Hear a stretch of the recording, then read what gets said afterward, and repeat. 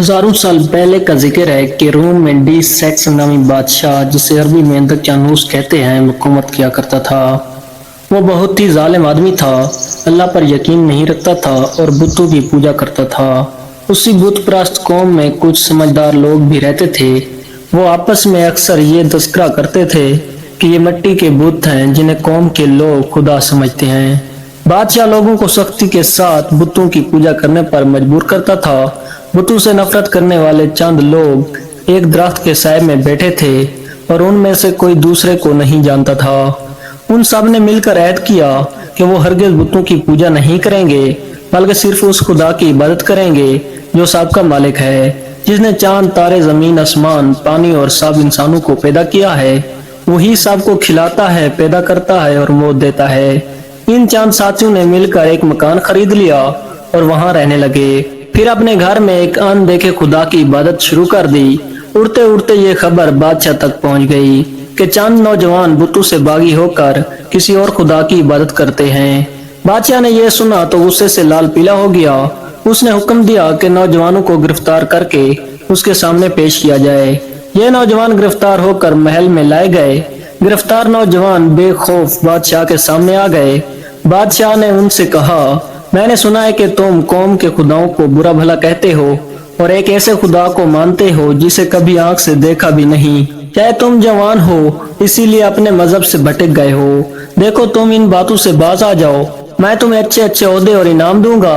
बादशाह ने जब अपनी बात खत्म की तो एक नौजवान ने कहा, बादशाह सलामत, हम अल्लाह के सिवा किसी दूसरे की इबादत हरगिज नहीं करेंगे।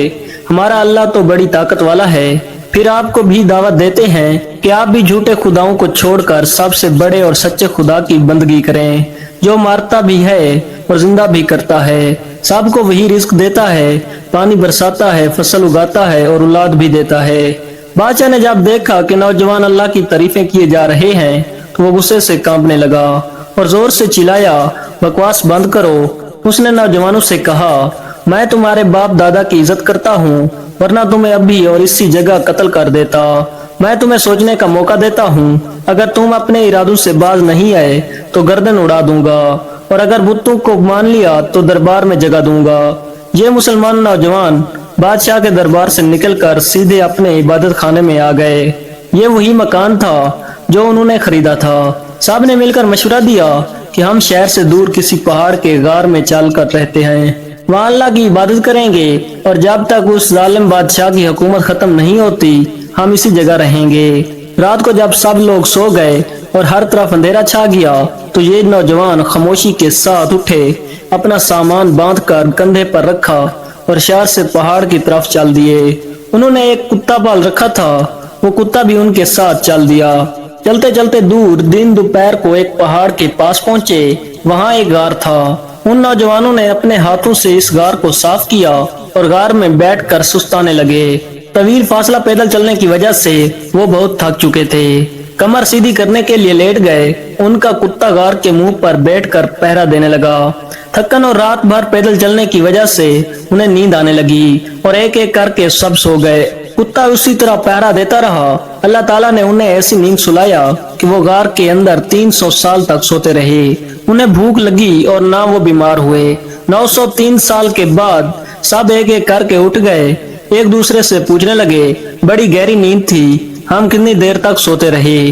दूसरे ने जवाब दिया, आज हम सारा दिन सोए, आज शायद दूसरा दिन निकल आया है।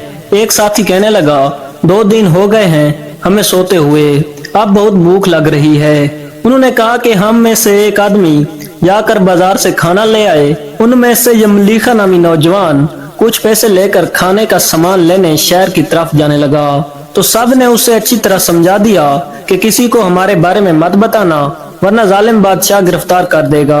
शहर पहुंचकर यमलीखा ने देखा कि शहर का नक्शा ही बदल गया है और ऊंची ऊंची इमारतें खड़ी हैं, सड़कें, गलियां, सब कुछ तब्दील हो गया। यहाँ तक कि मुल्क में चलने वाला सिक्का भी बदल गया। जब यमलीखा खाने की एक दुकान पर गया और जालिम बादशाह के जमाने का सिक्का पेश किया तो दुकानदार हैरान रह गया और कहने लगा, ये तो बादशाह दक्यानूस के जमाने का सिक्का है, तुम्हें कहाँ से मिला? चंद और लोग भी जमा हो गए और कहने लगे, इस नौजवान को कदीम खजाना मिल गया है जिसमें से ये सिक्का निकाल लाया है। नौजवान हैरान और परेशान लोगों को समझाने लगा कि मेरे पास कोई खजाना नहीं है, ये मेरा अपना सिक्का है। लेकिन लोगों ने उसे पकड़ के बादशाह के सामने पेश कर दिया। वो बादशाह बहुत नेक और रामदिल था। जब उसे यह सिक्का दिखाया गया तो उसने वजीर से मशवरा किया। वजीर ने बताया 300 साल कबल दक्यानूस नामी बादशाह हुक्मरान था। ये सिक्का जब चलता था। बादशाह ने नौजवान से पूछा तो नौजवान ने सब कुछ सच सच बता दिया कि वो चंद साथी अपना ईमान बचाने की गर्ज से फरार हो गए थे। बादशाह सारी कहानी सुनकर हैरान ज़दा रह गया, क्योंकि अल्लाह ताला ने उन नौजवानों को 3 सदी तक सुलाए रखा। इस अरसे में कई बादशाह तब्दील हो गए थे। यमलीखा ने बादशाह सलामत से इजाजत ली और अपने साथियों के पास चला गया। साथियों से मिलकर उसने सारा हैरत अंगेज वाकया सुनाया और बताया कि बादशाह भी मुसलमान है। अभी वो अपने साथियों को ये बातें बता ही रहा था कि बादशाह खुद अपने हिफाजती अमले के साथ गार तक पहुंच गया। सब साथियों ने मिलकर बादशाह का इस्तकबाल किया। कुछ देर बाद बादशाह साथ रहकर रुखसत हो गया।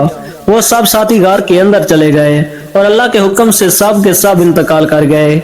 सब लोग कहने लगे कि अल्लाह ताला 300 साल तक बगैर खाए पिए इन्हें सुलाकर दोबारा उठा सकता है, तो मरने के बाद भी अपने बंदों को क़यामत के दिन जिंदा कर देगा।